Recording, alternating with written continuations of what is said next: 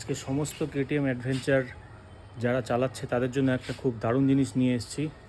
সেটা হলো, দেখো, সবার এই সমস্যাটা প্রত্যেকের গাড়িতে আমরা দেখতে পাই, যেটা হচ্ছে, তোমরা ভালো করে লক্ষ্য করো, একটু ফোকাস করি। এই যে দেখো, হোয়াইট প্যানেলে প্রত্যেকের এই সমস্যাটা আছে, ঠিক আছে? এই যে তোমরা ভালো করে দেখতে পারো, কাছে গেলে বোঝা যাবে। এখানে ক্যামেরাতে অতটা বোঝা যাচ্ছে না, কিন্তু তোমরা প্রত্যেকেই জানো যে হোয়াইট প্যানেলটা কী অবস্থা হয় কিছুদিন পরেই, নতুন অবস্থাতেই।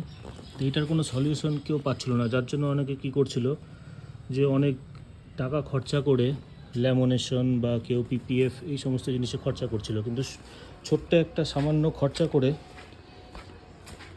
দেখো আমি এই সাইডেরটা আমি এখনই ক্লিয়ার করছি। দেখো এখানে তোমরা ডিফারেন্সটা দেখতে পাচ্ছ।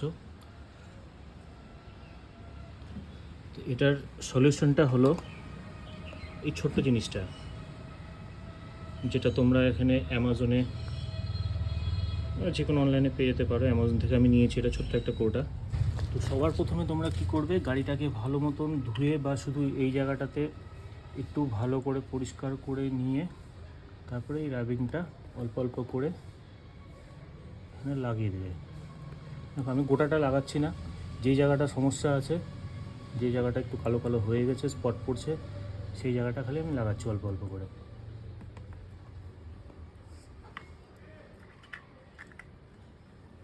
এবার এটাকে একটু ঘষে দিতে হবে ভালো করে।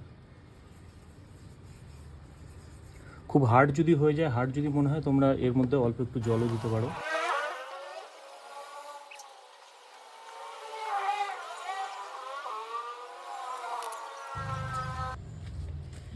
এইবার এইরকম একটা মাইক্রোফাইবার ক্লথ বা এটা ডাস্টিং ক্লথও বলে, এটা দিয়ে তোমরা আস্তে আস্তে রাউন্ড রাউন্ড করে এটাকে জাস্ট মুছে দিবে। 5 মিনিট রাখ, বা বেশি না, 5 মিনিটও ঘষতে হবে না, 2-3 মিনিট ঘষার পর তোমরা ইনস্ট্যান্ট এটা রেজাল্ট পেয়ে যাবে। দেখো এবার ডিফারেন্সটা দেখো।